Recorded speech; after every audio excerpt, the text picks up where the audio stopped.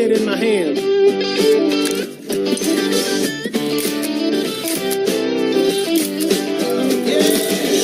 Justin, you get back here right now. No, stop!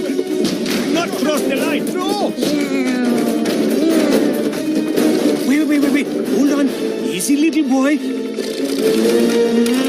Okay, stop, child! Stop right there! No! No! Oh, there he goes.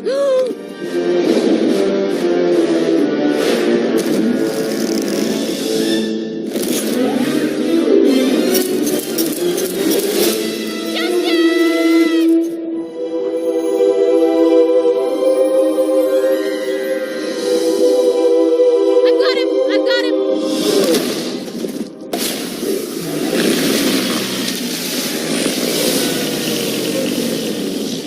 Outrage in Egypt tonight as it was discovered that the Great Pyramid of Giza had been stolen and replaced by a giant inflatable replica. There is panic throughout the globe as countries and citizens try to protect their beloved landmarks. Who could be responsible for this despicable crime? And where will he strike next? Despicable me. I love it.